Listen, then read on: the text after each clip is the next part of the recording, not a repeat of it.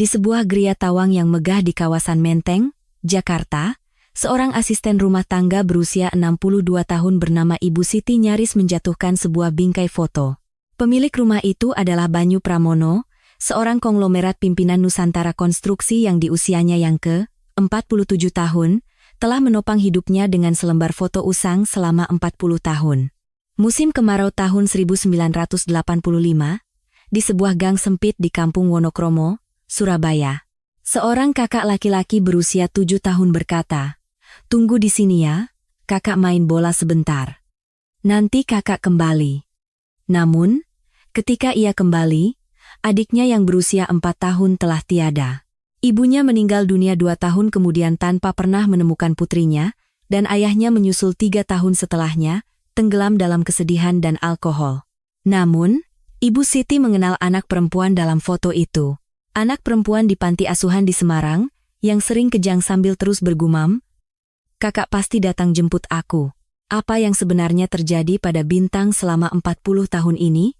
Dan di manakah Bintang sekarang? Rumah megah di Menteng itu seolah menyentuh langit, tak peduli betapa tingginya angkasa. Itulah kediaman Banyu Pramono, Direktur Utama Nusantara Konstruksi yang kini berusia 47 tahun. "Pak Banyu, asisten rumah tangga yang baru sudah tiba," terdengar suara kepala sekretarisnya dari luar pintu. Asisten rumah tangga yang lama tiba-tiba harus pulang kampung, sehingga Banyu perlu mencari pengganti. Sesaat kemudian, Ibu Siti yang berusia 62 tahun masuk ke ruang tamu, rambut putihnya yang disisir rapi dan wajahnya yang berkerut memancarkan jejak waktu yang telah ia lalui. Ia memandangi rumah raksasa itu dan bergumam pelan, "Seumur-umur, baru kali ini aku melihat rumah semegah ini. Orang yang tinggal di sini pasti hidup tanpa beban." Ibu Siti mulai menjelajahi rumah itu perlahan. Lampu gantung kristal di ruang tamu berkilauan dengan ribuan potongannya, dan dinding-dindingnya dihiasi lukisan-lukisan mahal. Dapurnya seluas ruang tamu rumah biasa, dipenuhi dengan peralatan elektronik modern. Saat sedang merapikan ruang kerja Banyu di lantai 2, pandangannya terpaku pada sebuah foto dalam bingkai usang di atas meja. Wajah Ibu Siti perlahan menegang. Tangannya mulai gemetar halus, ia mengambil foto itu untuk melihatnya lebih dekat. Di sebuah gang perkampungan kumuh, tampak seorang kakak dan adik perempuan saling berpegangan tangan sambil tersenyum. Ketika melihat wajah anak perempuan berusia sekitar 4 tahun itu, jantung Ibu Siti seakan berhenti berdetak. Wajah bulat, mata besar, dan sudut bibir yang sedikit terangkat. Sosok itu sangat mirip dengan seorang anak yang pernah ia rawat puluhan tahun lalu. Ibu Siti melempar lap pembersihnya dan bergegas menuruni tangga. Ia menghampiri Banyu yang sedang duduk membaca koran di ruang tamu. Banyu menatapnya dengan heran. "Ada apa, Bu?" Ibu Siti ragu sejenak, lalu bertanya dengan hati-hati, "Maaf, Pak. Kalau boleh saya bertanya, apakah nama anak perempuan di foto ruang kerja Bapak itu?" "Bintang Pramono." Ekspresi Banyu seketika membeku. Tangan yang memegang koran berhenti bergerak, dan pandangannya tertuju lekat pada Ibu Siti. Setelah hening sejenak, Banyu perlahan berdiri. "Bagaimana Ibu bisa tahu nama Bintang?" Ibu Siti menghela napas panjang. "Waktu saya masih muda, saya pernah bekerja di sebuah panti asuhan di Semarang. Di sana ada anak bernama Bintang. Wajahnya sangat mirip dengan anak di foto itu. Saya jadi bertanya-tanya." Kaki Banyu terasa lemas. Ia terduduk di kursi dan menutupi wajahnya dengan kedua tangan. "Benarkah? Apa Ibu benar-benar mengenal Bintang saya?" Ibu Siti mengangguk. "Iya, Pak. Anak itu selalu bilang kalau nama kakaknya adalah Banyu Pramono, dan kakaknya pasti akan datang menjemputnya setelah selesai bermain bola dengan teman-temannya." Bahu Banyu mulai bergetar. Luka yang selama 40 tahun terpendam di sudut ingatannya seolah meledak dalam sekejap. Ibu Siti menatap Banyu dengan iba, lalu perlahan mulai mengenang masa lalu. Dia anak yang paling kesepian di antara anak-anak panti lainnya. Selalu duduk sendirian di pojok tanpa teman, dan hanya memandangi anak-anak lain bermain dari kejauhan. Kadang-kadang dia mengalami kejang, dan saat itu terjadi, anak-anak lain ketakutan dan tidak mau mendekat. Banyu mengangkat wajahnya menatap Ibu Siti. Matanya berkaca-kaca. Masih kecil sudah terpisah dari orang tua dan saudara, badannya pun sakit-sakitan. Dia anak yang sangat malang. Saya ingat dia selalu membawa boneka kain kumal berwarna merah muda. Hati Banyu terasa tercabik-cabik. Ia tak sanggup membayangkan betapa kesepian dan takutnya sang adik yang gagal ia lindungi. Ibu Siti melanjutkan ceritanya. Tapi dia sangat pandai menggambar. Dia sering menggambar di tanah lapangan dengan sebatang ranting. Bunga, laut, pemandangan kampung. Saya selalu takjub. Bagaimana tangan sekecil itu bisa menggambar dengan begitu indah? Banyu mencengkeram bahu Ibu Siti. Di mana anak itu sekarang? Tolong beritahu saya. Ibu Siti menggelengkan kepala. Maaf, Pak. Saya sudah lama berhenti bekerja di panti itu dan tidak tahu kabarnya lagi. Tapi, nama pantinya kalau tidak salah, Panti Asuhan Tunas Harapan. Mungkin kalau Bapak menghubungi panti itu, akan ada informasi. Banyu merosot di sofa. Pikirannya kosong. Ia tak pernah menyangka akan menemukan jejak adiknya yang telah ia cari selama lebih dari 40 tahun dengan cara seperti ini. Ingatannya melayang jauh ke masa lalu. Kampung Wonokromo di Surabaya. Terik matahari musim kemarau. Dan adik perempuannya yang berusia 4 tahun, yang selalu mengikutinya kemanapun ia pergi. Kak Banyu, main sama aku juga. Suara rengekan adiknya masih terngiang jelas di telinganya. Banyu mengepalkan tinjunya. Kali ini, ia berjanji akan menemukan bintang. Ia merasa inilah saatnya untuk mengakhiri rasa bersalah yang membebaninya selama 40 tahun. Ibu Siti berkata pelan, Pak, saya akan bantu sebisa saya. Banyu mengangguk. Akhirnya, secercah cahaya muncul di tengah kegelapan. Sebuah petunjuk untuk menemukan adiknya yang hilang. Di luar jendela, sinar matahari musim semi yang hangat masuk. Namun, di dalam hati Banyu, musim kemarau 40 tahun yang lalu masih membara dengan panas. Musim kemarau 40 tahun lalu di kampung Wonokromo, Surabaya. Matahari menyengat atap-atap seng, dan jemuran memenuhi gang-gang sempit. Di masa itu, orang-orang mengusir hawa panas dengan kipas tangan karena tak ada pendingin ruangan. Banyu yang berusia 7 tahun dan Bintang yang berusia 4 tahun adalah salah satu keluarga termiskin di kampung itu. Ayah mereka berangkat pagi buta untuk bekerja sebagai kuli bangunan, mengangkut batu bata dan mengaduk semen. Ibu mereka berjualan ikan di sudut pasar Pabean, berteriak sepanjang hari menjajakan dagangannya. Ketika orang tua mereka bekerja, Banyu yang masih kecil harus menjaga adiknya. Hari itu pun sama. Banyu sedang menyuapi Bintang. Jika Bintang menumpahkan nasinya, Banyu akan memungutnya satu persatu. Kak, ayo main di luar, pinta Bintang sambil menarik ujung baju kakaknya. Dari luar terdengar gelak tawa anak-anak kampung. Bintang, tunggu sebentar. Kakak cuci piring dulu. Saat Banyu hendak membereskan piring, teman-temannya memanggil dari luar. Banyu, ayo main bola. Mata Banyu berbinar. Ia sangat suka sepak bola, tapi selalu harus mengalah demi adiknya. Kak, aku boleh ikut? Bintang memegang erat celana kakaknya. Matanya yang besar berkaca-kaca. Banyu menghela napas dan menggandeng tangan adiknya. Akhirnya, ia membawa Bintang ke gang. Gang itu ramai oleh anak-anak. Anak-anak yang lebih besar bermain bola, sementara yang lebih kecil bermain kelereng. Bintang hanya duduk berjongkok di samping kakaknya, menonton. Banyu, ayo cepat. Teman-temannya melambai. Banyu menatap Bintang yang masih memegangi ujung bajunya. Bintang, kakak main bola sebentar di sana. Ya, habis main bola. Kakak janji main sama Bintang terus. Bintang mengangguk. Iya, Kak. Cepat kembali. Ya. Dengan ragu, Banyu berlari menghampiri teman-temannya. Hatinya berat meninggalkan adiknya sendirian, tetapi ia tak bisa menolak ajakan bermain bola.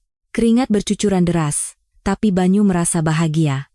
Ia bersorak, mencetak gol, dan berlari-lari. Entah berapa lama waktu berlalu. Bintang pasti baik-baik saja, gumamnya. Sambil menyiram kepalanya dengan air untuk mendinginkan diri, Banyu berjalan ke tempat Bintang tadi duduk. Seketika, wajahnya pucat pasi. Tempat itu kosong, seolah tak pernah ada siapapun di sana. Bintang, Bintang. Banyu berteriak sekuat tenaga. Namun, tak ada jawaban. Jantungnya serasa jatuh. Kakinya gemetar.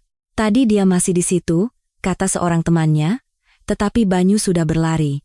Bintang, kakak di sini. Kamu di mana? Ia berlari menyusuri gang-gang untuk mencari adiknya. Ia berlari ke rumah, tetapi Bintang tidak ada. Ke pasar, ke taman bermain, ke sela-sela gang yang paling sempit. Ia berlari seperti orang gila. Matahari mulai terbenam. Suara Banyu serak, dan seluruh tubuhnya basah oleh keringat dan air mata. Malam harinya, orang tuanya pulang. Banyu berkata sambil menangis, "Ayah, Bintang hilang." Ibunya langsung terduduk lemas. Tangis histerisnya meledak.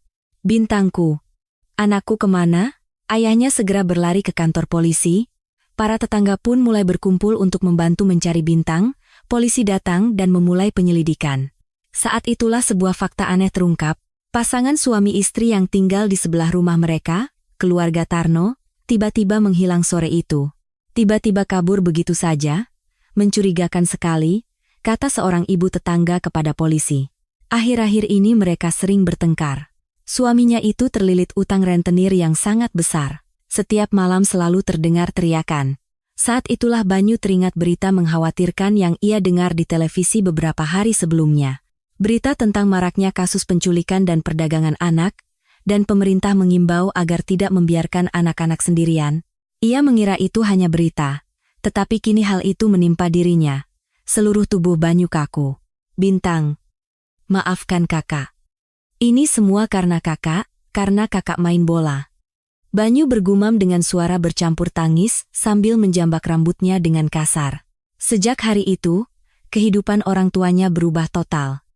Setiap hari mereka berkeliling ke seluruh penjuru negeri membawa selebaran. Dari stasiun di Surabaya, stasiun di Jakarta, hingga pasar di Medan, mereka menunjukkan foto Bintang sambil menangis. "Tolong cari anak saya, usianya 4 tahun, namanya Bintang Pramono." Namun, Bintang tak kunjung kembali. Hari demi hari, harapan mereka memudar. Ibunya tidak bisa makan dan tidur dengan nyenyak. Setiap malam ia menangis memanggil nama Bintang. Akhirnya, 2 tahun kemudian, ibunya meninggal karena sakit. Ayahnya pun tidak bertahan lama. Dihantui kesedihan kehilangan istri dan rasa bersalah karena tak bisa menemukan putrinya, ia tenggelam dalam alkohol. 3 tahun setelah ibunya meninggal, ayahnya menyusul. Pada usia 12 tahun, Banyu sebatang kara. Ia berpindah-pindah dari satu rumah kerabat ke rumah kerabat lainnya, hidup dengan menumpang. Namun, Banyu tidak menyerah. "Aku harus sukses. Aku harus menemukan Bintang. Pasti akan kutemukan." Setiap malam ia berjanji sambil menatap langit. Setelah lulus SMP, Banyu nekat merantau ke Jakarta. Siang hari ia bekerja di proyek konstruksi, malam harinya ia belajar sendiri. Ia berhasil masuk universitas. Dan setelah lulus, ia bekerja di sebuah perusahaan konstruksi kecil. Ia bekerja 2-3 kali lebih keras dari orang lain. Ia datang paling pagi dan pulang paling malam. Ia bekerja tanpa kenal akhir pekan. 30 tahun berlalu. Banyu akhirnya menjadi Direktur Utama Nusantara Konstruksi. Ia menjadi salah satu orang terkaya di Indonesia. Namun, satu sudut hatinya selalu terasa kosong. Sekaya apapun ia, sesukses apapun ia, ada kekosongan yang tak pernah terisi. Kekosongan itu adalah adiknya, Bintang. Banyu menyewa detektif swasta untuk menyisir seluruh negeri. Ia mendatangi panti asuhan satu persatu. Namun, tak ada jejak Bintang dimanapun. Terkadang Banyu bermimpi buruk. Ia memimpikan Bintang kecil menangis sambil mengulurkan tangan. "Kakak, aku di sini. Kenapa tidak datang menjemputku?" Ketika terbangun, bantalnya basah oleh air mata. 40 tahun berlalu, tetapi rasa bersalah hari itu tak pernah hilang. "Bintang, maafkan kakak. Kakak benar-benar minta maaf." Setiap malam Banyu berbisik sambil menatap foto itu. Dan kini, secara tak terduga, ia mendengar kabar tentang Bintang melalui Ibu Siti. Sebuah percikan harapan yang menyala setelah 40 tahun. Tangan Banyu bergetar. Kali ini, ia berjanji tak akan melepaskannya. Ia harus menemukan Bintang. "Bintang, kakak pasti akan menemukanmu. Kakak pasti akan datang menjemput Bintang." Banyu memeluk foto usang itu di dadanya. Di dalam foto, Bintang yang berusia 4 tahun masih tersenyum cerah. Senyum itu menusuk hati Banyu semakin dalam. Hening yang berat menyelimuti ruang tamu di rumah megah menteng. Ibu Siti meletakkan bingkai foto itu dan menghela napas panjang. Pak Banyu, mungkin hati Bapak akan sangat sakit jika mendengar cerita tentang Bintang. Banyu mengepalkan tangannya. Ceritakan saja, Bu. Saya siap mendengar apapun. Ibu Siti menatap keluar jendela, mengenang kembali 20 tahun yang lalu. Saat itu, ia bekerja sebagai petugas kebersihan di panti asuhan Tunas, Harapan di pinggiran Semarang. Pertama kali saya melihatnya bukan di antara anak-anak lain, tapi di gudang yang gelap. Suara Ibu Siti bergetar. Dia duduk meringkuk sendirian di gudang penyimpanan yang jarang didatangi anak-anak. Hari itu hujan sangat deras. Saat Ibu Siti membuka pintu untuk mengambil alat pel, ia melihat sosok kecil meringkuk di sudut. Seorang anak perempuan berusia sekitar 8 tahun. Rambutnya acak-acakan, bajunya kotor, dan di dekapannya ada boneka kain merah muda. "Halo, siapa namamu?" tanya Ibu Siti, tetapi anak itu hanya menunduk. "Bintang," jawabnya dengan suara nyaris tak terdengar. Di panti asuhan, Bintang adalah anak yang istimewa. Tepatnya, anak yang dihindari semua orang. Ketika kejangnya kambuh, seluruh tubuhnya menjadi kaku dan matanya terbalik. Melihatnya kejang dengan mulut berbusa, anak-anak lain akan berteriak dan lari. "Lihat, dia kambuh lagi. Cepat lari." Setiap kali teriakan itu menggema di lorong, Bintang semakin terasing. Para pengurus pun kesulitan menanganinya. Pengasuh yang bertanggung jawab selalu berkata dengan wajah lelah, "Saya benar-benar lelah karena Bintang. Saya harus selalu waspada karena tidak tahu kapan dia akan kejang." Obat-obatan tidak menghentikan kejangnya, dan biaya rumah sakit membebani anggaran panti. Namun, di mata Ibu Siti, ia melihat sisi lain dari Bintang. Saat jam makan siang, ketika anak-anak lain bermain berkelompok, Bintang duduk sendirian di sudut lapangan. Ia menggambar sesuatu di tanah dengan sebatang ranting. Ketika Ibu Siti mendekat, ia melihat gambar yang luar biasa detail. "Ini gambar apa?" "Laut. Laut yang pernah aku datangi bersama kakak," jawab Bintang dengan wajah datar. Di atas tanah, tergambar ombak yang bergulung dan burung camar yang terbang. Di hari lain, ia menggambar bunga, dan di hari lain lagi, ia menggambar pemandangan perkampungan kumuh. Gang sempit, tangga curam, hingga atap-atap rumah dengan jemuran yang berkibar. Sulit dipercaya itu adalah gambar seorang anak berusia 8 tahun. "Gambarmu bagus sekali. Siapa yang mengajarimu?" "Tidak ada. Aku hanya menggambar apa yang ingin aku gambar." Bintang tersenyum malu-malu. Senyum itu menyentuh hati Ibu Siti. Sejak hari itu, Ibu Siti mulai diam-diam memperhatikannya. Ia akan menyelipkan sisa roti dari ruang makan ke dalam sakunya untuk diberikan pada Bintang, atau membawakan biskuit yang ia beli di pasar. "Bintang, makan yang banyak ya biar cepat besar. Kamu kurus sekali." Awalnya Bintang waspada, tetapi perlahan ia mulai membuka hatinya. Suatu hari, Ibu Siti memberinya satu set pensil warna kecil. "Kamu suka menggambar, kan? Pakai ini untuk menggambar yang bagus." Mata Bintang berbinar. "Benarkah, ini untuk saya?" Malam itu, Bintang tidur sambil memeluk kotak pensil warna itu bersama bonekanya. Namun, kebahagiaan itu tidak berlangsung lama. Suatu siang di ruang makan, Bintang tiba-tiba kejang. Sendoknya jatuh, tubuhnya menegang, lalu ia jatuh dari kursi dengan suara gedebuk. "Aar!" Bintang kambuh lagi. Anak-anak berteriak dan berlarian keluar. Para pengurus pun panik. Hanya Ibu Siti yang dengan tenang berlari ke sisi Bintang. "Tidak apa-apa, Bintang. Ada ibu di sini." Ia menahan kepala Bintang agar tidak terbentur lantai dan melonggarkan kerah bajunya. Setelah 2 menit, kejangnya berhenti. Bintang menatap Ibu Siti dengan mata berkaca-kaca. "Bibi, aku takut." Ibu Siti memeluk Bintang. "Sudah tidak apa-apa.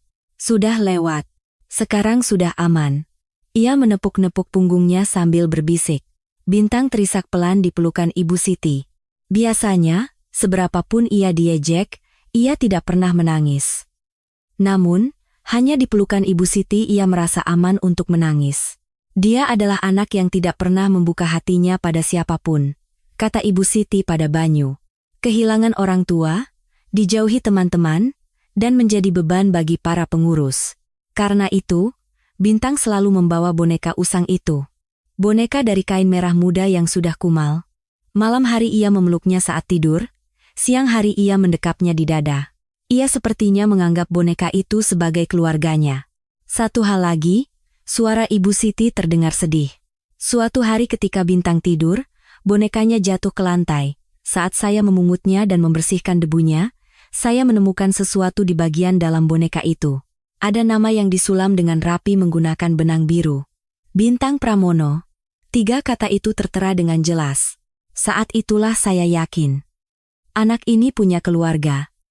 Keluarga yang menyulam namanya dengan penuh cinta. Kehidupan panti asuhan terlalu keras bagi Bintang. Ia harus bangun jam 6 pagi dan hidup dalam rutinitas komunal. Karena penyakitnya, ia selalu menjadi sasaran tatapan tajam. Setiap kali merasa tertekan, ia akan bersembunyi di gudang alat kebersihan. Tempat itu gelap dan sempit, tetapi di sanalah tidak ada yang akan mencarinya. Setiap kali Ibu Siti menemukannya, ia hanya akan duduk diam di sampingnya. "Kamu di sini, ya? Sudah makan? Belum. Ayo ikut Bibi. Bibi buatkan sup hangat." Saat musim dingin tiba, kesehatan Bintang semakin memburuk. Mungkin karena cuaca dingin, ia bisa pingsan 2 hingga 3 kali sehari. Pihak panti mulai berdiskusi untuk memindahkannya ke fasilitas lain. "Kita tidak sanggup menanganinya di sini. Kita harus memindahkannya ke tempat yang memiliki fasilitas medis." Mendengar berita itu, hati Ibu Siti mencelos. Ia tahu, jika Bintang dipindahkan dengan dalih fasilitas medis, ia hanya akan ditempatkan di lingkungan yang lebih buruk dan ditelantarkan. Saya akan lebih memperhatikannya. Tolong jangan pindahkan Bintang." Namun, keputusan kepala panti sudah bulat. Pada hari pemindahannya, Ibu Siti memberinya sebuah tas kecil. "Di dalam sini ada baju baru dan biskuit. Dimanapun kamu berada, kamu harus baik." Bintang mengangguk, tetapi matanya penuh ketakutan. "Bibi tidak bisa ikut? Maafkan Bibi. Bibi harus tetap di sini." Saat Bintang pergi, Ibu Siti mengantarnya sampai ke gerbang. Sebelum naik ke mobil, Bintang menoleh dan berkata, "Bibi, jangan lupakan aku, ya." "Tentu saja tidak. Sampai mati pun Bibi tidak akan lupa." Ibu Siti menahan air mata sambil melambaikan tangan. Setelah mobil itu pergi, Ibu Siti berjalan ke sudut lapangan, tempat Bintang biasa menggambar. Gambarnya sudah memudar karena hujan, tetapi gambar terakhirnya masih tersisa.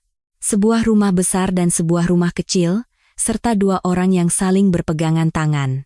Mungkin itu adalah gambaran keluarga yang diimpikan Bintang. Setelah itu, 20 tahun berlalu, kata Ibu Siti pada Banyu. "Secara kebetulan saya bekerja di rumah ini dan melihat foto Bapak." Banyu menyeka air matanya dan bertanya, "Apakah anak itu benar-benar Bintang saya?" Ibu Siti mengangguk. Nama yang disulam di boneka, gambar perkampungan kumuh, dan ceritanya tentang kakak yang akan menjemputnya. Semuanya cocok.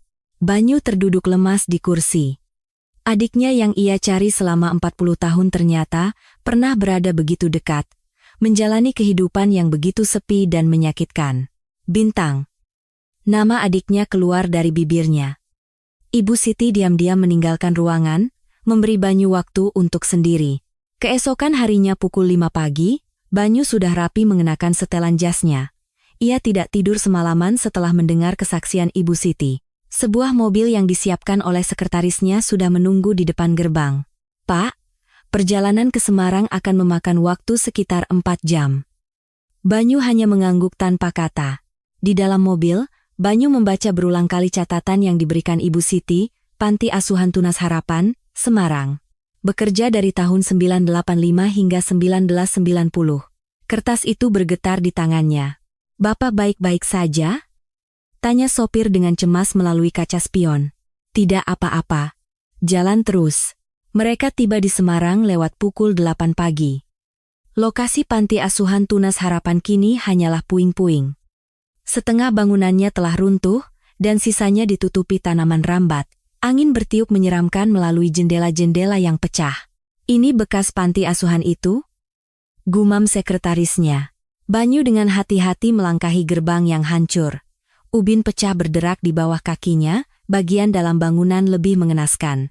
Air menetes dari langit-langit, dan dindingnya menghitam karena jamur. Di sinikah Bintang saya tinggal?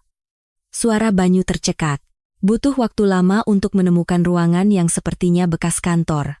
Pintunya lepas, dan mejanya lapuk dan hancur.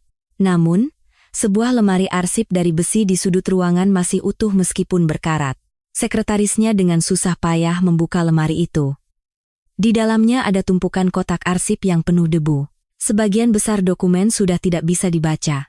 Tetapi beberapa dokumen yang disimpan dalam map plastik masih dalam kondisi baik. Dengan tangan gemetar, Banyu membuka map satu persatu. Buku catatan anak-anak yang diurutkan berdasarkan tahun, 1985, 1986, 1987. Tiba-tiba, selembar kertas menarik perhatiannya. Sebuah map bertuliskan catatan khusus anak masuk. 14 Agustus. Anak perempuan masuk. Perkiraan usia 4 tahun, nama tidak diketahui. Wali tidak ada. Memiliki gejala epilepsi. Kejang 1 hingga 2 kali sehari. Tangan Banyu berhenti. Tanggal dan usianya sangat cocok. Sepertinya Bintang masuk ke tempat ini sekitar sebulan setelah ia hilang. Banyu memeluk kertas itu dan berlutut. Ini Bintang. Benar. Bintang pernah di sini. Sekretarisnya buru-buru membantunya berdiri. Ada catatan lain. Anak yang bersangkutan dipisahkan dari anak-anak lain karena gejala kejang yang parah. Sebagian besar waktu dihabiskan sendirian kecuali saat makan. Banyu tak kuasa menahan air mata. Ia membayangkan betapa kesepiannya Bintang yang masih kecil, dan bagaimana ia bertahan dari hari ke hari sambil menunggunya. Maafkan kakak, Bintang. Kakak terlalu lama. Di halaman terakhir, ada catatan pemindahan. 20 Januari 1990. Dipindahkan ke Fasilitas Perlindungan Anak Jawa Tengah. Sebuah petunjuk baru. Di dalam mobil dalam perjalanan pulang, Banyu terdiam. Sekretarisnya dengan hati-hati berkata, Fasilitas Perlindungan Anak Jawa Tengah masih beroperasi sampai sekarang. Pak, saya akan segera menghubungi mereka. Selidiki semuanya tanpa ada yang terlewat. Jangan sampai ada celah. Suara Banyu terdengar sangat lelah. Ia tiba di rumah lewat pukul 9 malam. Istrinya sedang duduk di sofa membaca buku. Sayang, kenapa pulang selarut ini? Tidak ada kabar. Istrinya bertanya dengan cemas. Tetapi Banyu tak punya tenaga untuk menjawab. Aku lelah. Aku mau istirahat. Banyu naik ke lantai 2. Saat melewati kamar putrinya, langkahnya terhenti. Dari celah pintu yang sedikit terbuka, ia melihat putrinya yang berusia 4 tahun tertidur sambil memeluk boneka. Ia tertidur dengan pulas, napasnya teratur. Posisinya begitu damai, dengan tangan terentang seolah sedang terbang. Jari-jari kecilnya sedikit melengkung, telapak tangannya terbuka santai menghadap langit-langit. Banyu masuk ke kamar putrinya. Ia berlutut di samping tempat tidur dan dengan lembut memegang tangan putrinya yang tertidur. Tangan yang hangat dan lembut.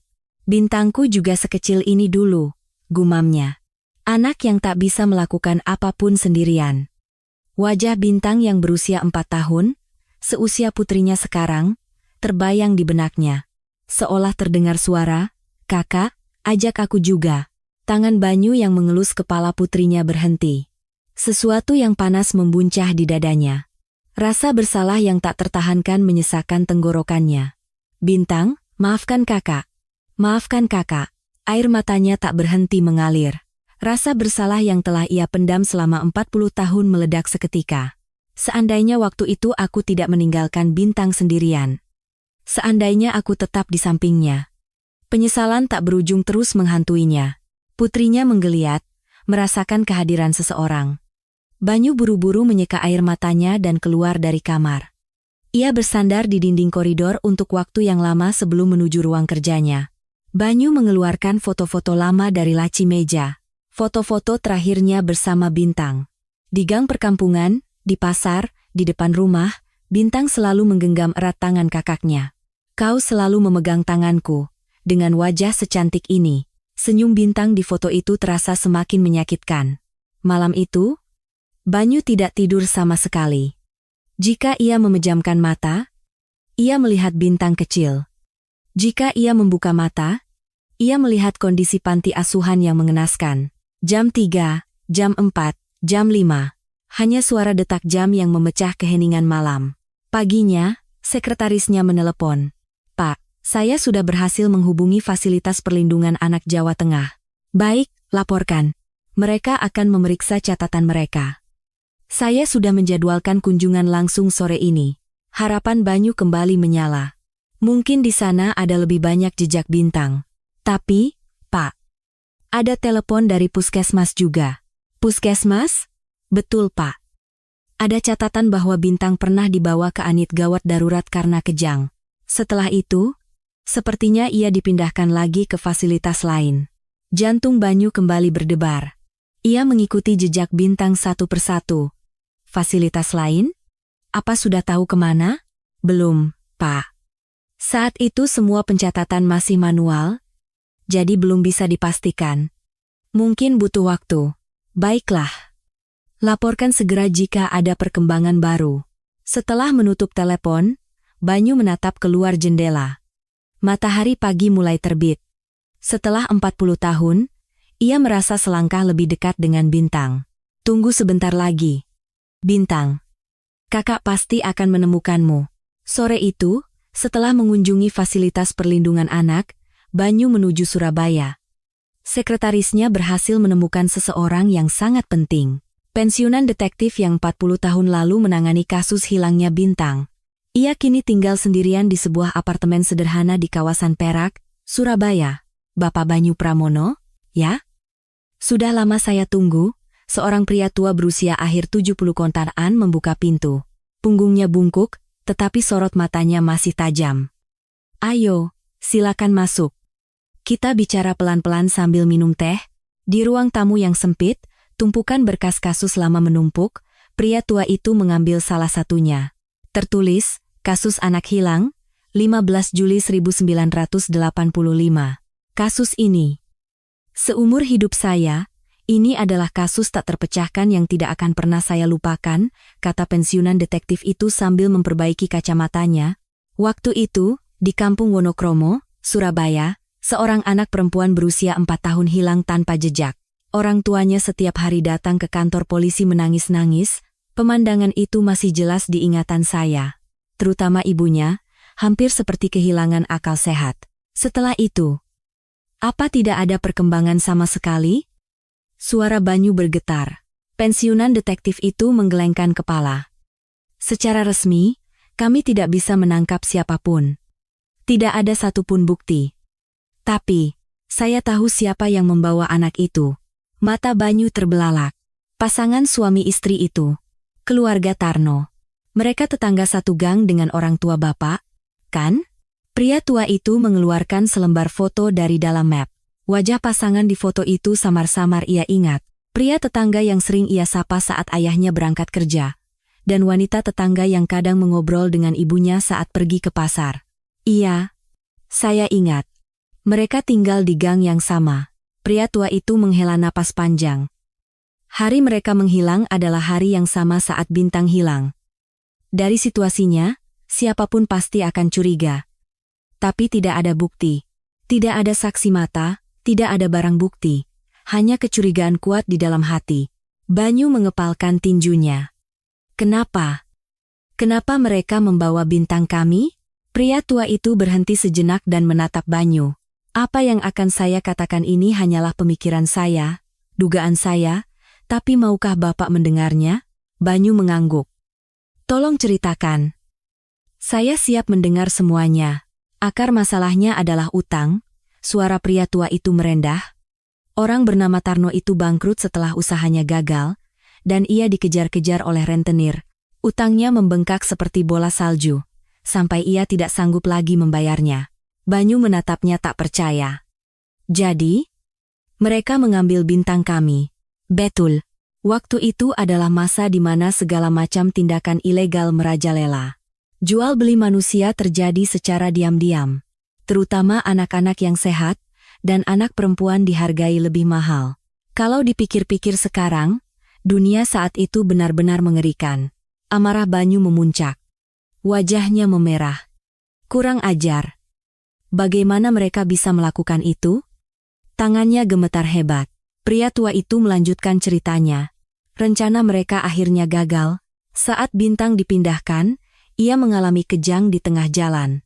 Para perantara itu melihatnya dan menolaknya, mengatakan anak sakit tidak ada gunanya. Banyu merasakan sebuah ironi. Penyakit yang menyiksa Bintang justru telah menyelamatkannya dari kejahatan yang lebih besar. Lalu apa yang terjadi selanjutnya? Akhirnya mereka menelantarkannya begitu saja di sebuah panti asuhan. Jawaban pria tua itu terdengar dingin. Mereka meninggalkannya di depan sebuah panti di Semarang tanpa sepatah kata pun. Di mata mereka, anak itu sudah tidak ada nilainya lagi, jadi mereka membuangnya dengan kejam. Darah Banyu terasa mendidih. Di mana orang-orang itu sekarang? Suaranya rendah dan mengancam. Pria tua itu mengeluarkan dokumen lain. Istrinya sudah meninggal 5 tahun lalu karena kanker. Dan suaminya. Pria tua itu berhenti sejenak. Masih hidup. Katanya dia membuka usaha pemasok kecil-kecilan di pinggiran Surabaya. Telinga Banyu menajam. Pemasok? Iya. Perusahaan kecil yang memasok bahan bangunan. Katanya salah satu subkontraktor Nusantara Konstruksi. Pria tua itu menyerahkan sebuah kartu nama. Tertulis nama perusahaan Sinar Jaya Logam. Napas Banyu tercekat. Perusahaan yang menjadi rekanan perusahaannya sendiri, ini terlalu kejam untuk disebut takdir. Sinar Jaya Logam. Subkontraktor kami, skalanya sangat kecil. Hanya sekadar bertahan agar tidak tutup. Pensiunan detektif itu mengamati ekspresi Banyu. Pak, apapun yang akan Bapak lakukan, lakukanlah dengan hati-hati. Kasus ini sudah kedaluarsa. Secara hukum, tidak ada yang bisa dilakukan lagi. Banyu memukul meja. Suara keras itu menggema di ruangan kecil. Kedaluarsa? Bagaimana bisa? Penderitaan yang dialami Bintang saya belum berakhir. Pria tua itu memegang kedua tangan Banyu. Saya juga sangat marah. Sebagai seorang detektif, kegagalan saya membawa pelaku ke pengadilan saat itu masih menjadi penyesalan terbesar dalam hidup saya. Tapi hukum adalah hukum. Jika Bapak bertindak secara pribadi, itu malah bisa mendatangkan bahaya yang lebih besar. Banyu menundukkan kepalanya. Amarah dan rasa tak berdaya menyelimutinya. Ia tak menyangka kebenaran yang ia cari selama 40 tahun akan sekejam ini. Apakah Tarno tahu bahwa saya adalah kakak Bintang? Pria tua itu menggeleng. Tidak mungkin. Bagaimana dia bisa tahu kalau Bapak adalah anak laki-laki kecil itu? Mungkin sekarang dia hidup seolah tidak terjadi apa-apa. Seolah sudah melupakan semuanya. Kata-kata itu kembali menyulut amarah Banyu. Bintang menderita selama 40 tahun, dan penderitaan itu belum berakhir, sementara pelakunya hidup dengan nyaman. Adakah hal yang lebih tidak adil dari ini? Saya tidak bisa memaafkannya. Sama sekali tidak. Meskipun secara hukum ia tidak bisa melakukan apa-apa, sebuah gagasan muncul di benaknya bahwa mungkin ada cara lain. Terima kasih telah memberitahu saya kebenarannya. Sekarang saya harus memikirkan apa yang harus saya lakukan. Dalam perjalanan pulang, Banyu tenggelam dalam pikirannya. Sekretarisnya merasakan suasana yang berat, hanya dia menatap keluar jendela. Pemandangan yang berlalu tampak kabur. Di kepala Banyu, hanya ada satu pikiran. Bintang, sekarang kakak tahu siapa yang melakukan ini padamu. Tapi untuk saat ini, tidak ada yang bisa kakak lakukan. Hukum tidak bisa menghukum mereka karena waktu telah berlalu. Apakah ini yang disebut keadilan? Ia terus mengepalkan dan membuka tangannya. Ia tiba di rumahnya di Menteng lewat pukul 10 malam. Saat membuka pintu, Ibu Siti sudah menunggunya. Bagaimana, Pak? Matanya penuh kekhawatiran. Saya sudah tahu kebenarannya. Suara Banyu terdengar lelah. Tapi saya juga tahu bahwa saya tidak bisa melakukan apa-apa. Ibu Siti hanya mengangguk tanpa kata. Di ruang kerjanya, Banyu bersandar di kursi. Ia menatap foto Bintang di atas meja. Senyum cerah Bintang yang berusia 4 tahun terasa lebih menyakitkan hari ini. Maafkan kakak, Bintang. Saat ini kakak tidak bisa berbuat apa-apa untukmu. Tetapi ia tidak bisa menyerah. Jika hukum tidak bisa menghukum mereka, ia harus mencari cara lain. Seseorang harus bertanggung jawab atas penderitaan 40 tahun yang dialami Bintang. Tunggu. Aku pasti akan menemukan caranya. Banyu mengeluarkan buku catatan dari laci. Ia menulis Sinar Jaya Logam, Tarno. Dan di bawahnya, ia menambahkan, subkontraktor Nusantara Konstruksi. Ia meletakkan pulpennya dan menatap keluar jendela. Di tengah kegelapan, bintang-bintang tetap bersinar. Apakah bintang juga sedang menatap langit yang sama di suatu tempat? Seminggu telah berlalu sejak Banyu mengetahui identitas pelakunya. Selama itu, ia tidak bisa tidur nyenyak. Ia mengucek matanya yang memerah dengan lingkaran hitam pekat sambil membuka laporan baru yang dibawa sekretarisnya. Pak, akhirnya ketemu. Catatan terbaru Bu Bintang. Di bagian atas dokumen tertulis nama sebuah perusahaan jasa kebersihan.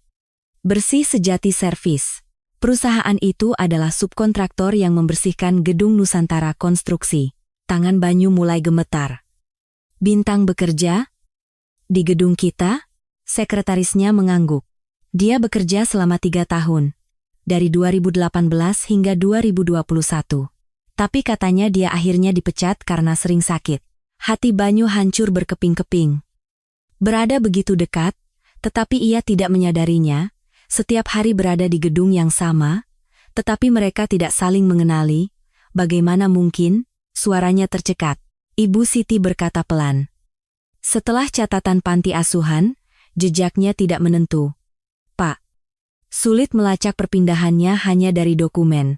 Sepertinya ia berpindah-pindah fasilitas. Dan setelah dewasa hidup sebagai pekerja serabutan. Pekerjaan utamanya adalah sebagai petugas kebersihan, dan ia tidak pernah bertahan lama di satu tempat. Banyu membalik halaman dokumen. Di daftar karyawan bersih sejati servis, nama Bintang Pramono tertulis dengan jelas. Tidak ada foto. Tetapi tanggal lahirnya cocok. Kita harus pergi ke alamat ini, sekarang juga. Namun, alamat pertama yang mereka datangi adalah sebuah bangunan yang sudah tutup. Sebuah ruko tua di pinggiran Jakarta, lantai 3, bekas kantor bersih sejati servis.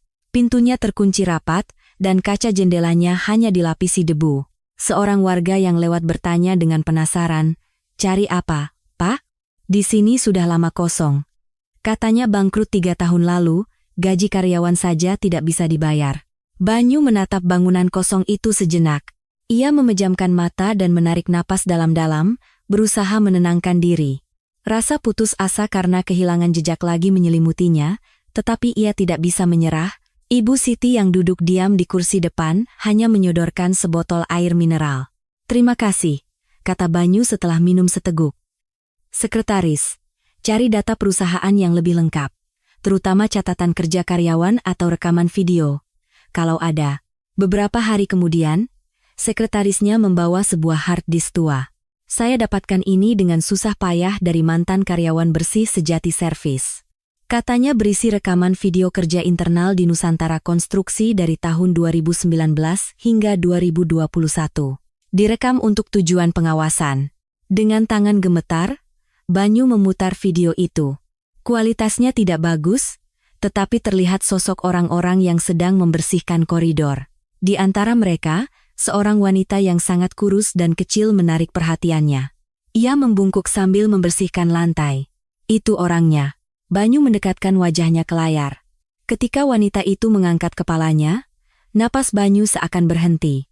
40 tahun telah berlalu, tetapi sorot mata itu jelas milik Bintang. Dalam video, Bintang bekerja dengan susah payah.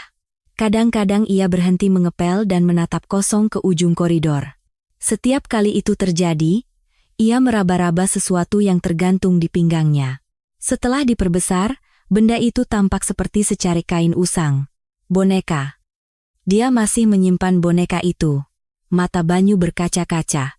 Jika dilihat lebih teliti, tangan Bintang tampak merah dan bengkak. Tanpa ia sadari, cairan pembersih yang keras meresap ke dalam sarung tangannya. Setiap kali ia berlutut untuk menggosok lantai, ia meringis kesakitan, jelas sekali sendi-sendinya sakit. Tiba-tiba terdengar suara teriakan dalam video. "Bintang? Kamu dibayar untuk bekerja? Jangan malas-malasan. Lihat yang lain, mereka kerja." Bintang tersentak dan menundukkan kepalanya. "Maaf, Pak. Maaf." Ia terus menunduk meminta maaf. Pemandangan itu begitu menyedihkan hingga hati Banyu hancur. Bagaimana bisa mereka memperlakukan karyawan seperti itu? Amarahnya memuncak. Namun, proses menemukan video itu tidaklah mudah. Awalnya, Sangat sulit menemukan catatan bersih sejati servis. Sebagian besar dokumen telah dimusnahkan saat perusahaan itu bangkrut. Di kantor arsip, nama Bintang Pramono bahkan tidak tercatat. Lebih parahnya lagi, ada 3 catatan wanita berusia 40-an yang tumpang tindih pada periode yang sama, yang menyebabkan kebingungan. Bintang Pramono, Bintang Permata, Bintang Prameswari. Ketiganya adalah wanita berusia 40 dan bekerja sebagai petugas kebersihan. Butuh waktu berhari-hari untuk memverifikasi satu persatu. Apa aku akan kehilangannya lagi seperti ini? Banyu menggigit bibirnya dan menunduk. Tapi ia tidak menyerah dan terus mencari. Tiba-tiba, sebuah ingatan muncul di benaknya. Kejadian di koridor perusahaan pada musim dingin tahun 2020. Saat itu Banyu sedang terburu-buru menuju ruang rapat. Hari itu sangat dingin. Ia berpapasan dengan seorang petugas kebersihan di koridor. Wanita itu mengenakan seragam kerja abu-abu yang usang. Lengan bajunya sobek dan ujungnya berjumbai, bagian lututnya sudah menipis. Ia sedang berlutut di lantai yang dingin, membersihkan lantai dengan kain pel. Ketika Banyu lewat, wanita itu buru-buru menyingkir, tetapi sesaat ia membeku. Saat itu Banyu tidak terlalu memikirkannya. Tetapi jika diingat-ingat, ada yang aneh dengan wanita itu. Ia berhenti sejenak dan menatap Banyu lekat-lekat. Bibirnya bergetar dan matanya memerah. Sepertinya aku pernah melihat bapak itu di suatu tempat, sepertinya ia bergumam pelan. Bintang melangkah maju ke arah Banyu, tetapi seorang staf menghalanginya. Hei, jangan menghalangi jalan Pak Direktur. Ah, maaf. Sepertinya saya salah orang. Bintang buru-buru menunduk dan menepi. Hanya 3 detik, momen singkat saat mata mereka bertemu. Sepertinya Bintang merasakan sesuatu, tetapi Banyu adalah sosok yang tak terjangkau, dan Banyu sendiri tidak menyadarinya saat berlalu begitu saja. Itu Bintang, kata Banyu dengan suara pilu. Bahkan saat itu, aku tidak mengenalinya. Dia berada tepat di sampingku. Sekretarisnya membawa data tambahan. Pak, Bu Bintang dipecat pada bulan Maret 2021. Katanya kejangnya semakin parah, sehingga ia tidak bisa bekerja. Gaji terakhirnya pun tidak dibayar penuh. Banyu gemetar karena marah. Adiknya yang bekerja di gedung perusahaannya sendiri diusir begitu saja. Bekerja dengan tubuh yang sakit, lalu dibuang. Aku direktur utamanya, tapi aku tidak bisa melindungi adikku sendiri. Ibu Siti dengan hati-hati berkata, jangan menyalahkan diri sendiri, Pak. Bapak tidak tahu saat itu. Syukurlah kita sudah menemukannya sekarang. Belum terlambat. Banyu mengangkat kepalanya. Benar. Belum terlambat. Kita harus menemukan Bintang. Cari tahu kemana dia pergi setelah dipecat. Sekarang juga, sekretarisnya menjawab. Sudah dalam penyelidikan, Pak. Sebentar lagi akan ada hasilnya. Kami sedang melacak catatan perpindahan kependudukannya. Mohon tunggu sebentar lagi. Banyu memutar ulang video itu. Ia menonton Bintang membersihkan lantai berulang kali. Sosoknya yang bekerja dalam diam meskipun tampak kesusahan membuat hatinya pedih. Bintang, tunggu sebentar lagi, kakak akan segera menjemputmu. Dalam video, Bintang sesekali menatap ke arah kamera. Meskipun 40 tahun telah berlalu, sorot matanya masih sama. Sorot mata saat ia kecil berteriak. Kakak, ajak aku juga. Kali ini aku tidak boleh kehilangannya. Banyu berjanji pada dirinya sendiri, kali ini aku harus menemukanmu, Bintang. Ia mengulurkan tangan ke arah Bintang di layar, tetapi tidak bisa menggapainya. Namun, harapan itu ada. Ia telah memastikan bahwa Bintang masih hidup, dan ia tahu Bintang berada di Jakarta belum lama ini. Ia merasa sudah sangat dekat. Ibu Siti berkata, Pak, saya sudah memikirkan tempat-tempat yang mungkin didatangi Bu Bintang setelah dipecat. Rumah sakit gratis atau rumah singgah untuk orang sakit. Bagaimana kalau kita mulai mencari dari sana? Banyu mengangguk. Itu ide bagus. Kita harus memeriksa semua kemungkinan. Sekretaris, kerahkan semua sumber daya. Apapun caranya, kita harus menemukan Bintang. Malam semakin larut, tetapi Banyu tidak bisa lepas dari video itu. Ia terus menatap Bintang di layar, seolah dengan begitu ia bisa kembali ke masa lalu. Baru pada pukul 3 pagi Banyu menghentikan video itu. Cahaya bulan samar-samar masuk melalui jendela ruang kerjanya. Ia kembali mengeluarkan foto masa kecilnya dari atas meja. Senyum cerah. Bintang yang berusia 4 tahun dan wajah lelah Bintang yang berusia 44 tahun seolah tumpang tindih. 40 tahun, Bintang, gumam Banyu pada dirinya sendiri. Selama 40 tahun kau bertahan sendirian. Sekarang giliran kakak yang menemukanmu. Banyu mengeluarkan buku catatannya dan mulai menulis daftar hal yang harus dilakukan besok. Daftar rumah sakit gratis, rumah singgah tunawisma, panti sosial, puskesmas. Ia menulis semua tempat yang mungkin didatangi Bintang tanpa terlewat. Akan aku datangi satu persatu. Setelah seminggu pencarian tanpa henti, akhirnya membuahkan hasil. Tangan Banyu gemetar saat melihat dokumen yang dibawa sekretarisnya. Pak, ketemu. Alamat tinggal Bu Bintang saat ini, sebuah alamat di kawasan padat penduduk di Manggarai, Jakarta Selatan, tertulis di sana. Ibu Siti memeriksa alamat itu, lalu terdiam lama. Ekspresinya menjadi muram, dan ia menghela napas panjang. Pak, katanya hati-hati, petunjuk kali ini mungkin benar-benar yang terakhir. Bapak harus kuat, Banyu memejamkan matanya sejenak. Akhir dari pencarian 40 tahun ada di sini.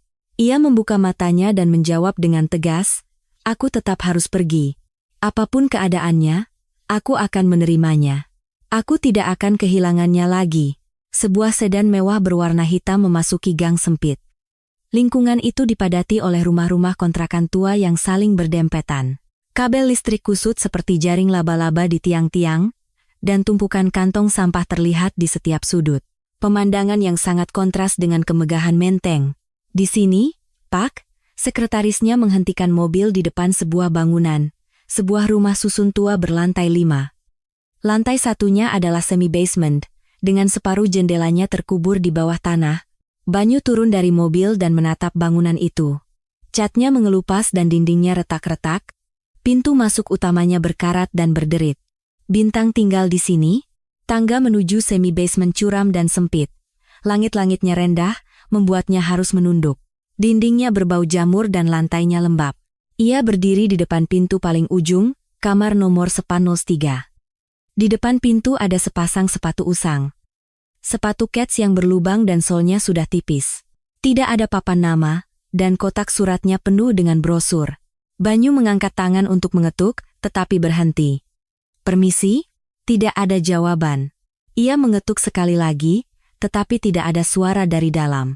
Ia mencoba memutar kenop pintu, dan pintu itu terbuka dengan suara derit. Banyu dan Ibu Siti saling berpandangan. Banyu meletakkan tangannya di kenop pintu, tetapi tidak bergerak untuk waktu yang lama. Momen yang ia tunggu selama 40 tahun ada di depan matanya.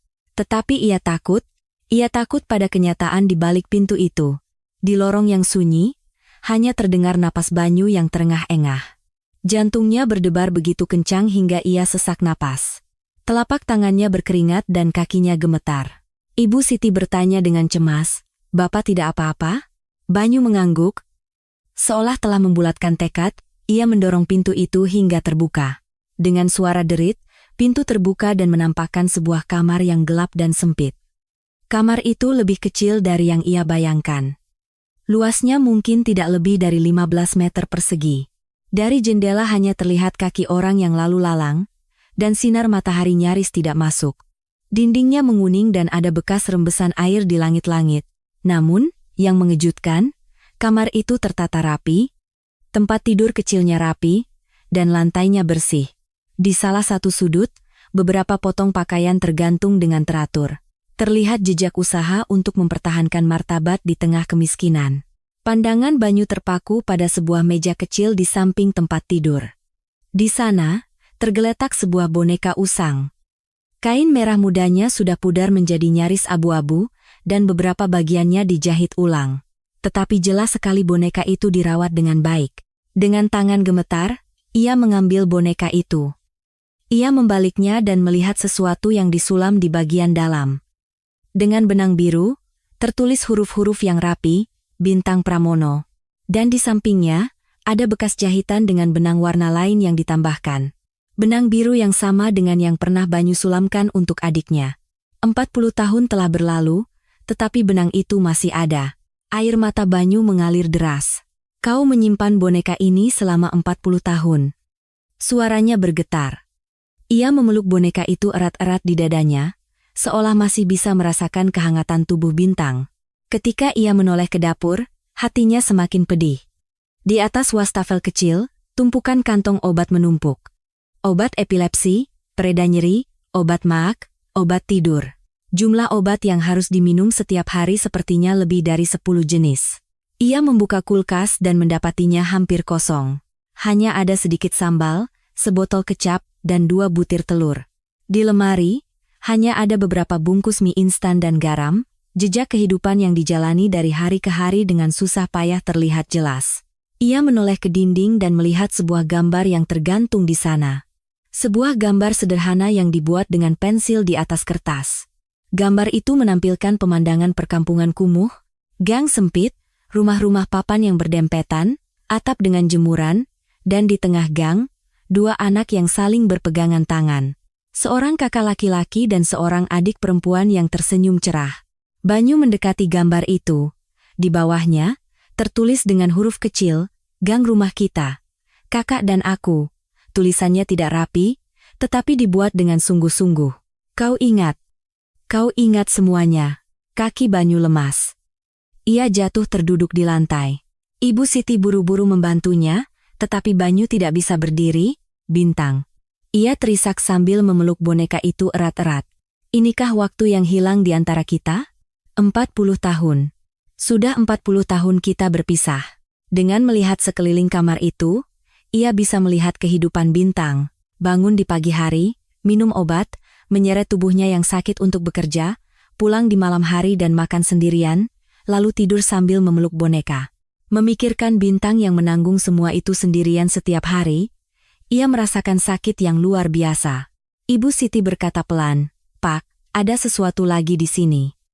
Ia mengeluarkan sebuah kotak usang dari bawah tempat tidur. Di dalamnya ada tumpukan gambar. Semuanya adalah gambar Banyu dan orang tua mereka.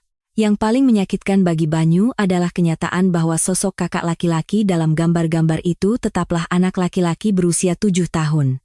Waktu telah berlalu, tetapi hati anak itu seolah tidak beranjak 1 langkah pun, terus menunggu kakaknya. Sepertinya dia menggambarnya setiap hari.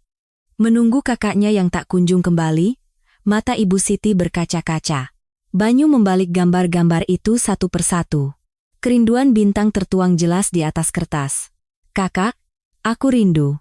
Akankah kita bertemu lagi suatu hari nanti? Apakah kakak masih mengingatku? Aku memikirkan kakak setiap hari." Banyu tidak tahan lagi.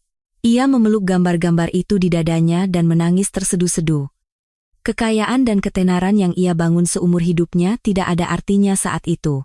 Banyu bukan lagi seorang konglomerat dari Menteng, melainkan kembali menjadi anak laki-laki berusia 7 tahun yang kehilangan adiknya, menangis dengan hati yang sama seperti dulu.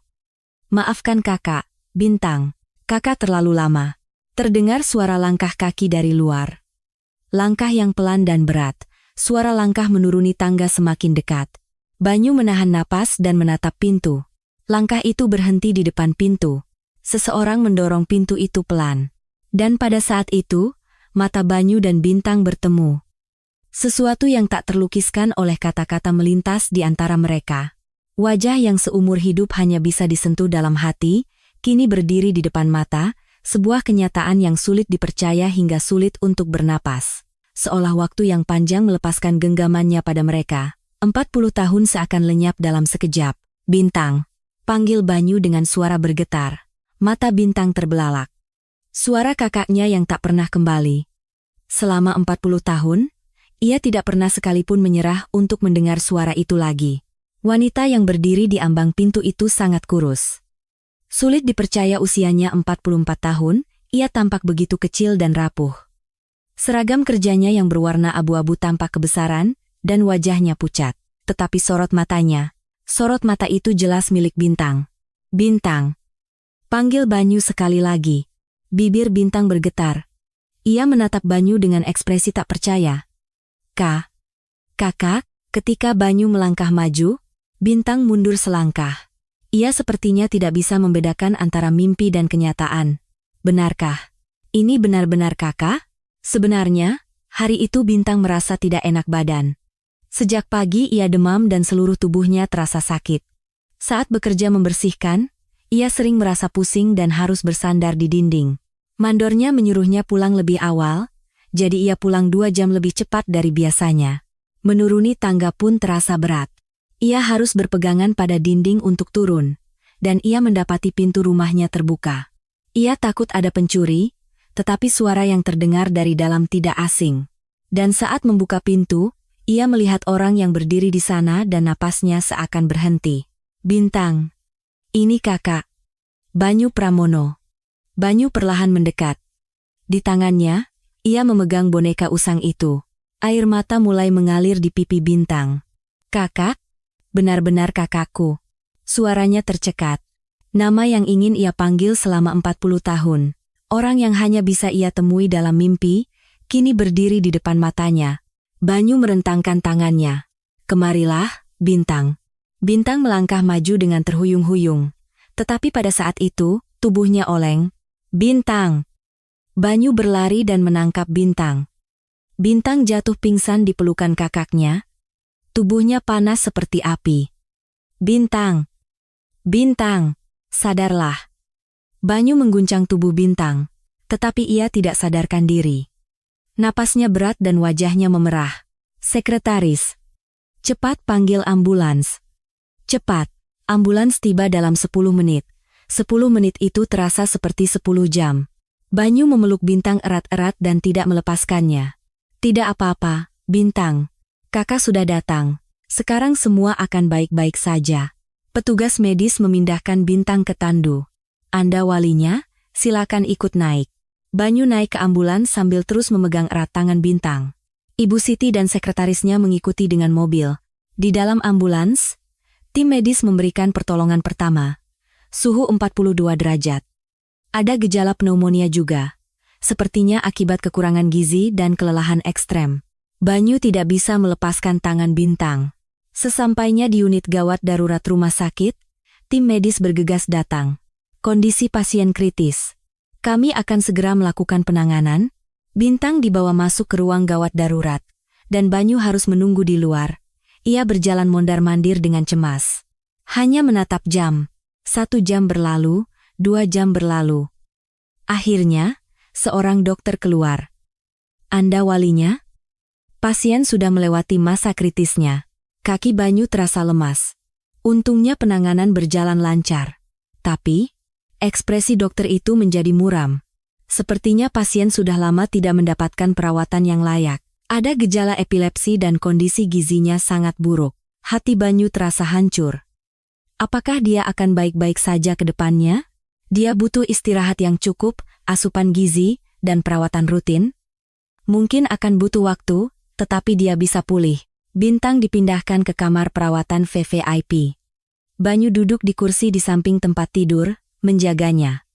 Wajah pucat, tangan kurus, rambut yang mulai memutih. Penderitaan 40 tahun terukir di sekujur tubuh Bintang. Banyu memegang tangan Bintang dan berbisik. Bintang, ini kakak sudah datang. Menjelang larut malam, kelopak mata Bintang bergetar. Perlahan ia membuka matanya, pandangannya yang semula kosong perlahan tertuju pada Banyu. Kak. Banyu menggenggam tangan Bintang lebih erat. Iya. Ini kakak. Air mata mengalir di pipinya. Bintang pun menangis. Ini mimpi? Bukan. Ini bukan mimpi. Ini benar-benar kakak. Bintang mengangkat tangannya yang gemetar dan menyentuh wajah Banyu. Benar-benar. Kakak. Sentuhan itu begitu hati-hati dan gemetar, seolah takut jika disentuh terlalu keras, sosok itu akan menghilang. Kakak benar-benar menemukanku. Suaranya terdengar seolah seluruh kesepian yang ia pendam seumur hidupnya tertuang dalam satu kalimat itu. Banyu menempelkan tangan Bintang di pipinya dan berkata, "Maafkan kakak terlambat. Terlalu lama." Bintang. Suaranya bergetar hingga ia tidak bisa menyelesaikan kalimatnya. Bintang menggelengkan kepala. Tidak, Kak. Sekarang sudah tidak apa-apa. Lalu ia berkata dengan suara pelan, "Kak, aku takut. Hidup sendirian begitu lama, sangat berat dan menakutkan." Satu kalimat itu membuat Banyu hancur. Ia memeluk Bintang dan menangis tanpa suara. Rasa bersalah dan kerinduan yang menumpuk selama 40 tahun tumpah menjadi air mata. Bintang melanjutkan, aku terus menggambar wajah kakak agar tidak lupa. Aku bertahan dengan berpikir, besok pasti bertemu, lusa pasti bertemu. Aku percaya, suatu hari nanti kita pasti bisa bertemu. Banyu mengeluarkan boneka usang itu dari sakunya. Kau masih menyimpan ini. Bintang menerima boneka itu dengan tangan gemetar. Aku hidup berpegangan pada boneka ini. Kalau sedang susah, aku menggambar wajah kakak di atasnya untuk bertahan. Sekeras apapun badai kehidupan menerpa, aku percaya kakak akan datang menjemputku lagi. Dengan satu keyakinan itu, aku bisa bertahan sampai sekarang. Keheningan menyelimuti kamar rumah sakit. Cahaya bulan samar-samar masuk dari jendela. Kakak beradik yang bertemu kembali, setelah 40 tahun itu, saling berpegangan tangan. Mereka menggenggamnya erat-erat, seolah takut akan terpisah lagi jika dilepaskan. Kau tidak akan sendirian lagi, kata Banyu. Kakak akan ada di sampingmu. Kakak tidak akan melepaskanmu lagi, Bintang tersenyum tipis. Kak, aku banyak berubah, ya? Sudah tua dan jelek. Ada nada getir dalam suaranya. Tetapi Banyu menggeleng. Tidak. Dulu saat kau berusia 4 tahun maupun sekarang, kau adalah adikku yang berharga. Itu tidak akan pernah berubah sampai kapanpun. Ketulusan Banyu tersampaikan, dan Bintang kembali menangis.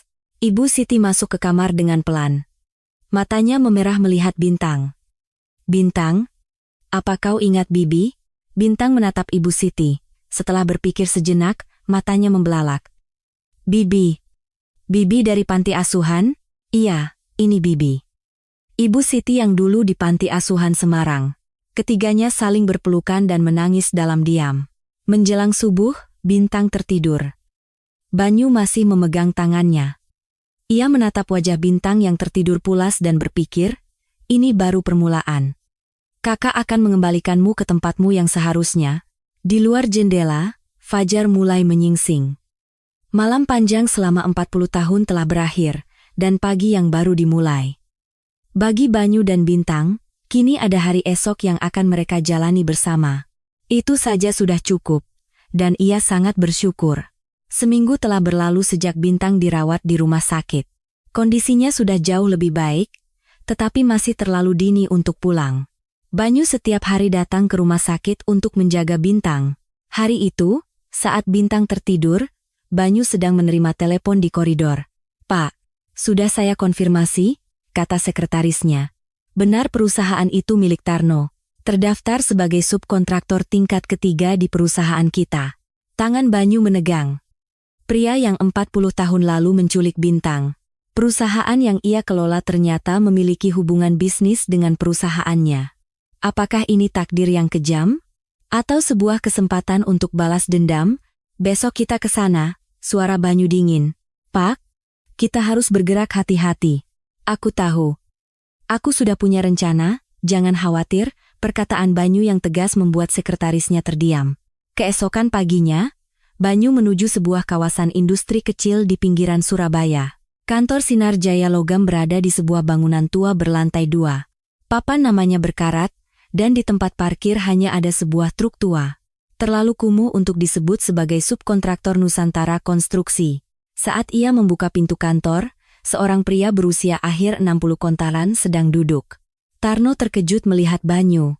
Wah, Pak Direktur Nusantara Konstruksi datang ke tempat kumuh ini. Ada apa gerangan?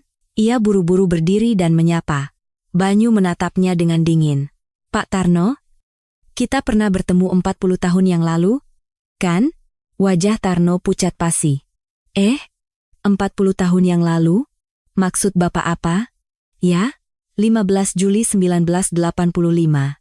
Kampung Wonokromo, Surabaya. Banyu melangkah maju. Anak perempuan berusia 4 tahun yang kau bawa hari itu. Dia adalah adikku.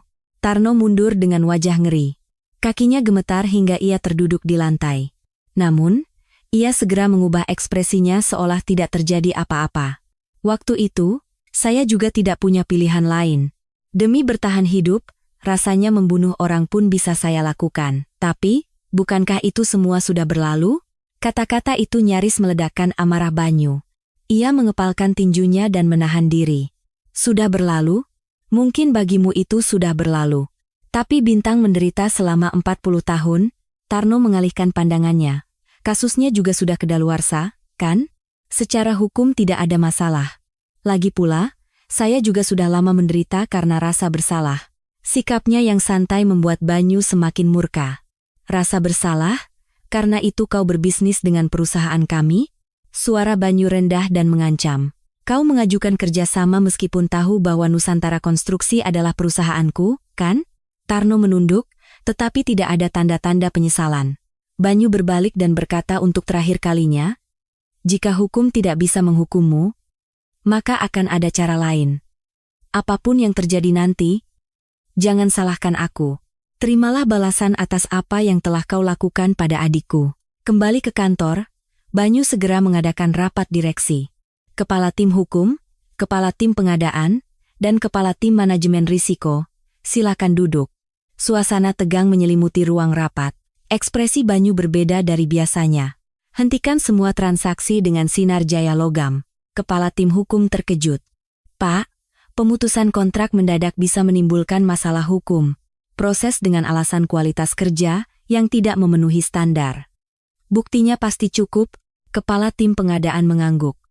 Setelah diperiksa, memang ada beberapa kali keterlambatan pengiriman dan kualitas barang yang buruk. Cukup untuk menjadi alasan pemutusan kontrak. Banyu memberikan instruksi berikutnya. Tim manajemen risiko, masukkan Sinar Jaya Logam sebagai subkontraktor berisiko tinggi. Daftarkan juga di basis data terintegrasi industri konstruksi. Para kepala tim mengerti maksudnya. Itu berarti menghancurkan perusahaan itu sepenuhnya di industri ini. 3 hari kemudian, pemberitahuan resmi dikirim ke Sinar Jaya Logam. Pemberitahuan pemutusan kontrak beserta penunjukan sebagai perusahaan berisiko tinggi. Tarno panik dan mencoba menelepon Banyu, tetapi tidak tersambung. Ia mencoba mencari klien lain, tetapi sudah terlambat. Seminggu kemudian, telepon datang dari perusahaan-perusahaan besar lainnya. Maaf, kami harus membatalkan kontrak. Kami akan membatasi kualifikasi Anda untuk mengikuti tender. Dalam 1-2 hari, semua kliennya menghilang. Tarno syok. Kenapa? Kenapa tiba-tiba semua memutus kontrak? Ia baru tahu alasannya setelah memeriksa basis data industri konstruksi. Tidak ada perusahaan yang mau bekerja sama dengan perusahaan yang ditandai sebagai berisiko tinggi. Tanpa klien, perusahaan yang sudah sulit itu runtuh dengan cepat. Karyawan mulai pergi satu persatu. Dalam waktu kurang dari seminggu, hanya Tarno yang tersisa di kantor. Telepon terus berdering, semuanya adalah panggilan dari penagih utang. Dalam keputusasaan, Tarno menelepon Banyu secara langsung. Pak Direktur, tolong ampuni saya sekali ini saja. Saya juga harus makan, Pak. Kalau perusahaan ini hancur, saya benar-benar habis. Ia memohon dengan suara gemetar. Jawaban Banyu dingin, aku hanya membuangmu, sama seperti yang kau lakukan pada adikku.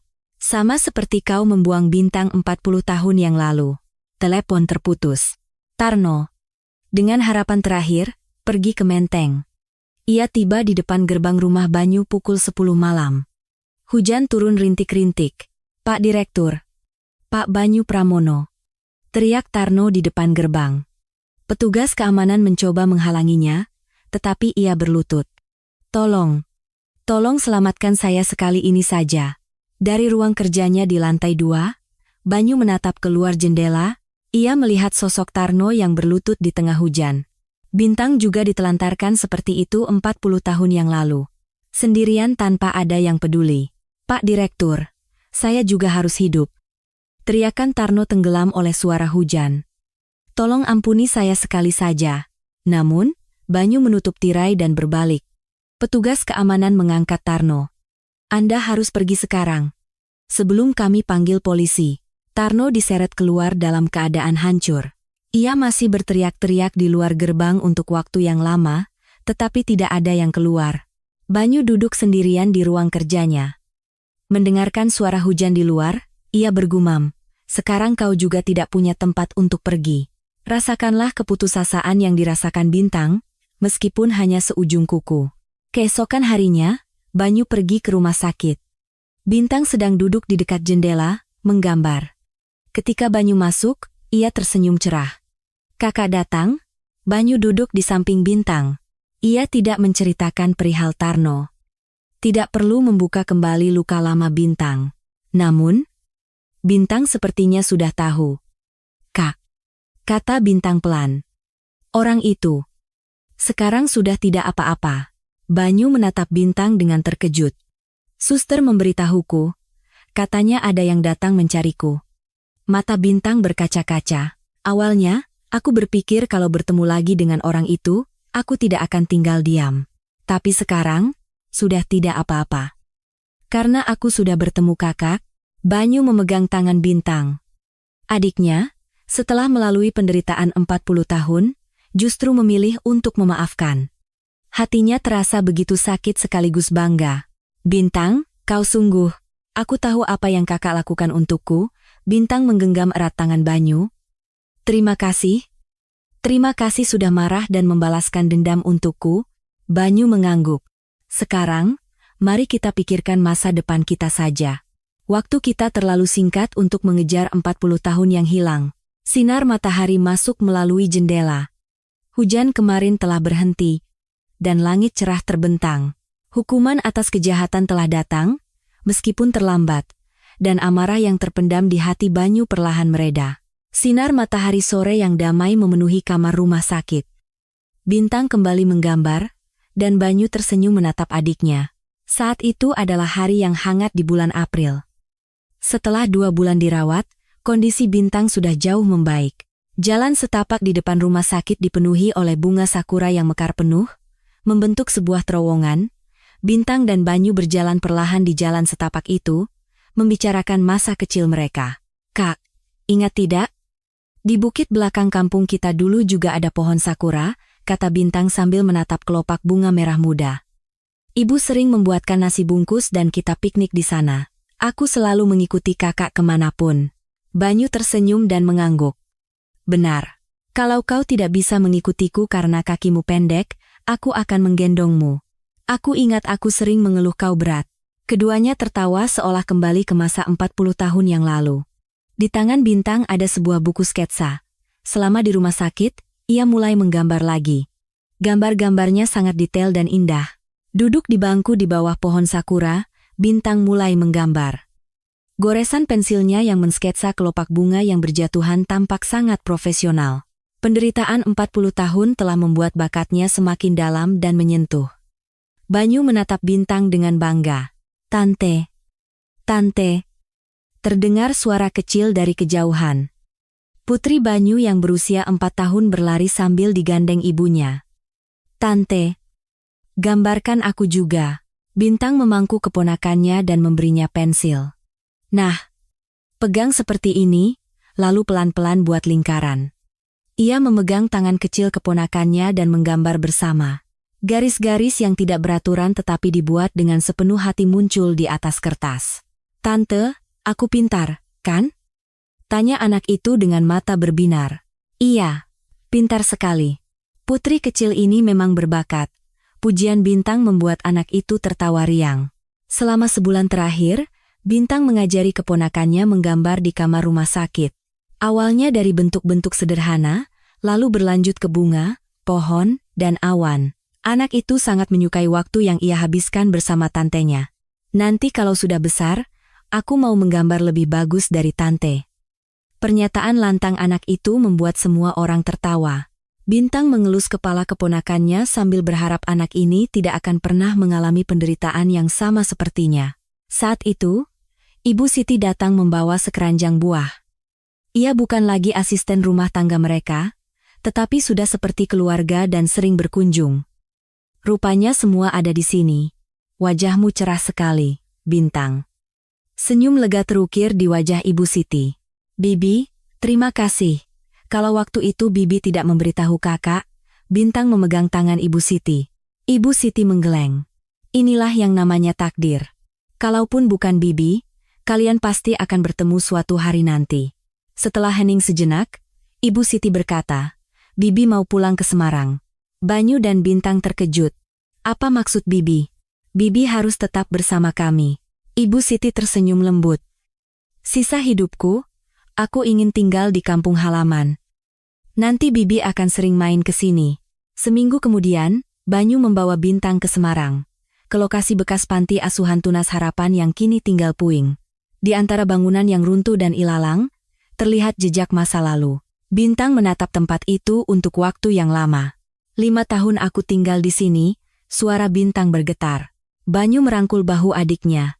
Sekarang, kita akan membangun fasilitas sosial yang baru di sini, dengan nama Rumah Bintang. Bintang menatap kakaknya dengan terkejut. Rumah Bintang? Tempat di mana orang-orang yang mengalami penderitaan, seperti kita bisa tinggal dengan hangat. Banyu membuka cetak biru yang telah ia siapkan. Bintang melihatnya, lalu berkata dengan hati-hati, "Kak, terima kasih banyak."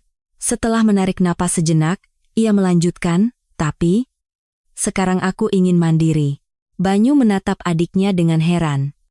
Sorot mata Bintang tampak serius dan tegas. "Aku sangat berterima kasih atas bantuan kakak. Tapi aku ingin melakukan sesuatu dengan kekuatanku sendiri. Sekecil apapun tidak apa-apa. Aku ingin mengajar anak-anak menggambar." Suara Bintang penuh semangat. Pekerja paruh waktu atau sukarelawan, tidak masalah. Bintang, yang berhasil mengatasi penderitaan 40 tahun dan kini ingin berdiri di atas kakinya sendiri, tampak begitu mengagumkan. Banyu menatap adiknya dengan haru. "Baiklah, lakukan apapun yang Bintang inginkan." Bintang menunjuk cetak biru itu dan mulai memberikan masukan. Agar anak-anak tidak takut, ruang gudang harus dibuat terang. Suaranya sedikit bergetar. Ia tahu bagaimana rasanya harus bersembunyi di tempat gelap. Dan harus ada ruang di mana mereka bisa sendirian. Mata Bintang berkaca-kaca. Karena terkadang ada anak-anak yang ingin sendirian, akan sangat bagus jika ada kamar yang nyaman untuk menenangkan kesepian mereka. Banyu mencatat semua perkataan adiknya dengan teliti. Itu adalah kearifan berharga yang lahir dari penderitaan Bintang. "Akan aku masukkan semuanya. Akan aku buat persis seperti yang kau inginkan." Kakak beradik itu saling menatap dan tersenyum. Sebulan setelah kembali ke Menteng, sebuah tawaran tak terduga datang. Seorang teman Banyu yang memiliki galeri kecil ingin memamerkan lukisan Bintang. "Bintang, bagaimana kalau kau menunjukkan lukisanmu pada orang-orang?" Atas saran Banyu, Bintang ragu-ragu. "Apa lukisanku cukup bagus untuk dipamerkan?" Tetapi dengan dorongan Banyu dan Ibu Siti, ia memberanikan diri. Ia mengumpulkan lukisan-lukisan yang ia buat di rumah sakit dan di rumah, serta sketsa-sketsa lama yang ia simpan. Terkumpul sekitar 30 karya. Judul pameran itu adalah "Waktu yang Hilang, Musim Semi yang Ditemukan Kembali." Pada hari pembukaan, galeri kecil itu penuh sesak oleh pengunjung. Dengan hati berdebar, Bintang berdiri di depan lukisan-lukisannya. Di dinding, terpampang seluruh perjalanan hidupnya. Bagian pertama adalah kenangan masa kecil. Gang perkampungan, ibu yang menjemur pakaian, bukit di belakang rumah tempat bermain bersama kakak. Lukisan-lukisan sederhana namun hangat yang dibuat dengan pensil dan arang. Para pengunjung tersenyum melihat kepolosan di dalamnya. Bagian kedua adalah masa di panti asuhan. Gudang gelap, punggung seorang anak yang duduk sendirian, lapangan yang kosong, lukisan-lukisan yang penuh dengan penderitaan, tetapi juga ada secercah harapan, bunga kecil yang mekar di sudut, seberkas sinar matahari yang masuk dari jendela. Bagian terakhir adalah kebahagiaan saat ini. Jalan setapak sakura di depan rumah sakit, momen-momen bersama kakak dan keponakannya. Lukisan-lukisan damai yang diekspresikan dengan warna-warna cerah dan garis-garis lembut. Terutama lukisan 3 orang yang saling berpegangan tangan menarik perhatian banyak orang. Sulit dipercaya semua lukisan ini adalah kisah hidup satu orang. Kata seorang pengunjung sambil menyeka air mata. "Aku bisa merasakan harapan yang lahir setelah mengatasi penderitaan." Untuk pertama kalinya, Bintang menyadari bahwa lukanya bisa menjadi penghiburan bagi orang lain. Putri Banyu juga datang ke pameran tantenya. "Tante, ini semua tante yang gambar?" Tanya anak itu dengan mata berbinar. "Iya. Ini adalah cerita hidup tante yang tante tuangkan dalam gambar." Pameran itu mendapat sambutan yang luar biasa di luar dugaan. Beberapa lukisan terjual, dan hasilnya disumbangkan untuk dana pembangunan rumah Bintang. Bintang merasa bakatnya telah hidup kembali, dan ia bisa menggunakannya untuk hal yang berarti. Ia merasa yakin bahwa ia benar-benar bisa memulai hidup baru. Pada malam hari setelah pameran berakhir, Bintang duduk di sofa ruang tamu, menjahit. Di atas meja ada kain merah muda, benang, dan jarum. Ia sedang membuat boneka baru. Jahitan demi jahitan dibuat dengan sepenuh hati. Ia membuatnya sambil mengenang boneka yang dibuatkan ibunya 40 tahun yang lalu. Ketika boneka itu akhirnya selesai, Bintang memanggil Banyu. "Kak, sini sebentar." Bintang menyodorkan boneka baru itu. "Tada. Hadiah untuk kakak." Di bagian dalam boneka itu, nama Banyu Pramono disulam dengan benang ungu, seperti yang dilakukan kakaknya 40 tahun yang lalu. Kali ini Bintang yang menyulamnya. "Kita jangan berpisah lagi ya, Kak." Keduanya berpelukan dalam diam. Saat itu, Putri Banyu datang membawa boneka beruangnya. Aku juga." Anak itu meletakkan boneka beruangnya di samping dua boneka lainnya. 3 boneka yang duduk berjajar itu tampak seperti sebuah keluarga. Banyu merasa hatinya meluap melihat pemandangan itu. Bonekanya, boneka Bintang, dan boneka putrinya. Sebuah momen di mana generasi bersatu melampaui perpisahan selama 40 tahun. Ia merasa waktu yang hilang akhirnya terhubung kembali. Angin musim semi bertiup dari luar jendela. Kelopak bunga sakura yang terbawa angin mengetuk-ngetuk kaca jendela. Ruang tamu itu disinari oleh cahaya matahari sore yang hangat. Sinar keemasan itu turun dengan lembut di atas ketiga boneka. Bintang menatap kakak dan keponakannya dan berpikir, kebahagiaan yang ia temukan setelah menunggu selama 40 tahun ini, ia tidak akan pernah melepaskannya lagi. Mulai sekarang, hanya akan ada hari-hari yang penuh tawa. "Bintang," Banyu memegang tangan adiknya. "Ini baru permulaan yang sesungguhnya. Mari kita hidup bahagia." Bintang tersenyum cerah dan menjawab, "Iya, Kak. Mari kita semua hidup bahagia bersama. Terima kasih telah mendengarkan cerita ini sampai akhir. Silakan tinggalkan komentar di mana Anda mendengarkan cerita ini, dan saya akan menyapa Anda satu persatu. Semoga hari Anda bahagia dan sehat selalu.